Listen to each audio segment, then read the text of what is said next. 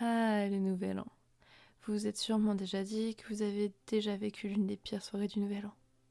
Remémorez-la vous. Et dites-vous que j'ai certainement passé l'une des pires soirées du Nouvel An que quiconque puisse avoir passé.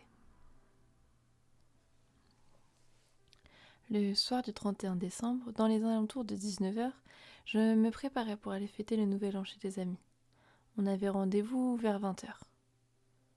Habitant à 20 minutes de chez eux, je décide de m'y rendre à pied.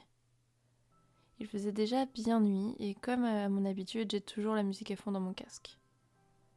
Pour cette heure-ci, il y avait encore pas mal de monde dans la rue. Mais bizarrement, l'étrange sensation que quelqu'un me suit me hantait l'esprit. En tournant au coin de rue, situé à quelques mètres de la maison de mon ami, je me retournai pour voir, mais personne. Soulagée, je me dépêchais d'arriver chez mes amis. Une fois là-bas, je me suis rendu compte du nombre de gens que je ne connaissais pas à cette soirée.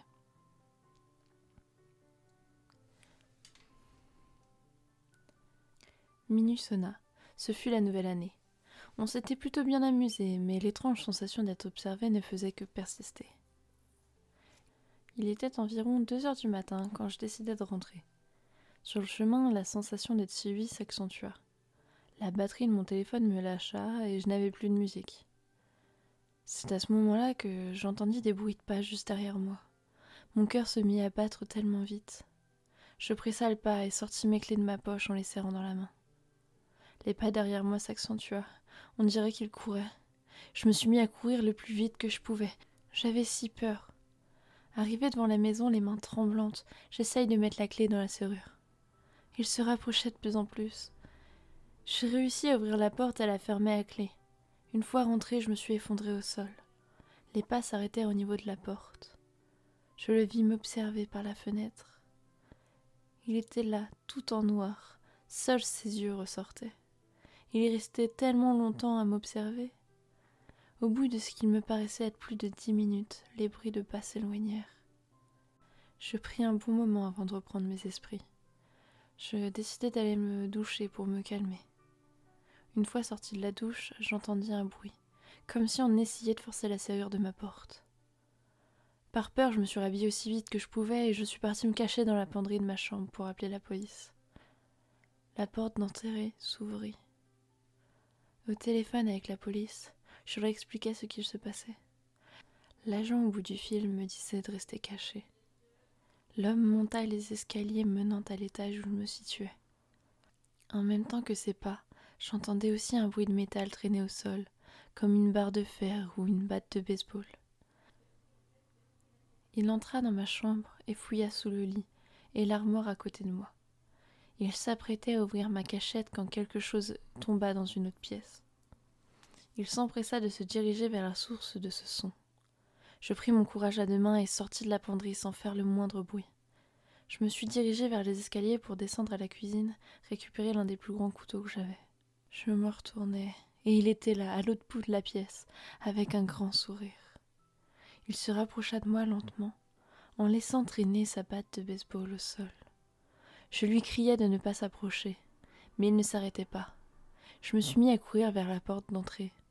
Mais la porte, elle était bloquée, je ne pouvais plus l'ouvrir. Il se rapprocherait dangereusement de moi. Je me suis précipitée dans les escaliers, mais il me donna un gros coup de batte dans la jambe droite, ce qui me fit tomber. Il me frappa à l'estomac, ce qui me fit pousser un hurlement de douleur. J'ai réussi à m'échapper et à monter à l'étage. Je me suis empressée de me cacher sous le lit. Il me trouva et m'attrapa par le poignet pour me sortir de sous le lit. Une fois sorti, il me frappa au visage de toutes ses forces avec son poing. Il m'a attrapé par les cheveux et me traîna sur le sol jusqu'aux escaliers. J'étais sonnée par son coup, mais j'entendis les sirènes de police arriver. L'homme me lâcha en me jetant dans les escaliers, et il prit la fuite en brisant la fenêtre.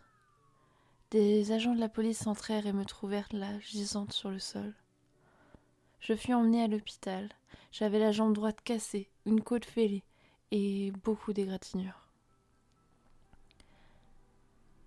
Selon les médecins, la force de l'homme aurait été si forte qu'elle aurait pu me tuer. La police a réussi à arrêter l'homme qui m'a agressé et découvrit dans le garage de sa maison plusieurs restes humains, des restes de femmes.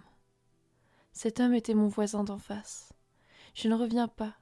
Lui qui était si gentil, si attentionné, on aurait dit qu'il n'aurait fait de mal à personne.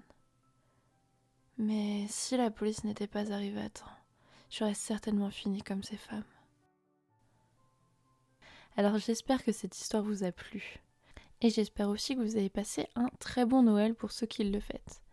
Je vous souhaite de passer un merveilleux jour de l'an et une superbe année, dans la joie, dans la santé et dans la bonne humeur.